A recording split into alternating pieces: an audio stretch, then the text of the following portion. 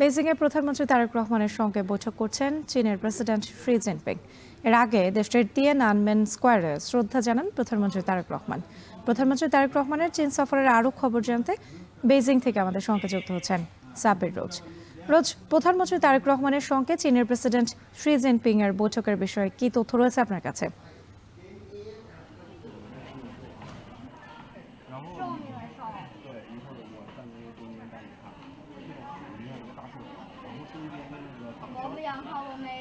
রাত্রি প্রধানমন্ত্রী তারেক রহমানের সাথে শি জিনপিং এর বৈঠকটি ঠিক কিছুক্ষণ আগেই শেষ হয়েছে এবং সেই বৈঠকের বিষয়ে বিস্তারিত জানাবে এই চীনের স্থানীয় সময় ঠিক 2টায় প্রধানমন্ত্রীর প্রেস রুম। এখন পর্যন্ত আমাদেরকে বৈঠকের বিস্তারিত জানানো হয়নি, কিন্তু ঠিক কিছুক্ষণ আগেই এই বৈঠকটি শেষ হয়েছে। আমরা দেখেছি যে প্রধানমন্ত্রী কিন্তু চীন সফরের আজ শেষ দিন।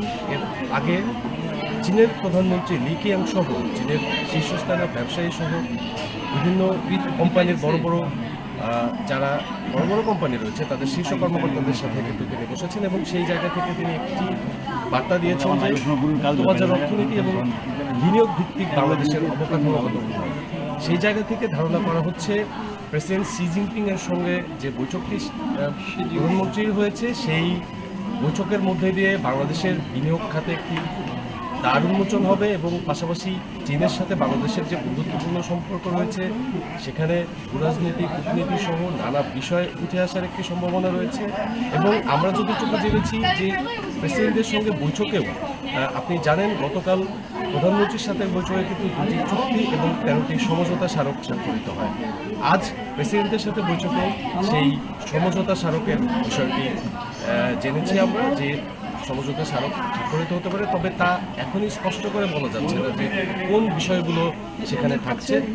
তবে যেহেতু প্রধানমন্ত্রীর এই প্রথম সফরের এজেন্ডা ছিল বিদেশি বিনিয়োগকারীদের বা বিদেশি প্রতিষ্ঠানগুলোকে বাংলাদেশে বিনিয়োগ করতে আকৃষ্ট করা, সেই জায়গা থেকে এই যে প্রেসিডেন্টের সাথে বৈঠক, সেই যেহেতু এটি এই 5 দিনের সফরের একটি মূল বৈঠক চীনের 2 দেশের সরকার প্রধান, সেই জায়গা থেকে বলাই যায় যে বাংলাদেশের জন্য যেসব মেগা প্রকল্প নিয়েছে বর্তমান সরকার এবং যে ধরনের পরিকল্পনা নিয়েছে সেই বিষয়গুলোর কিন্তু বিশদ আলোচনা এই প্রেসিডেন্টের সাথে হওয়ার সম্ভাবনা রয়েছে।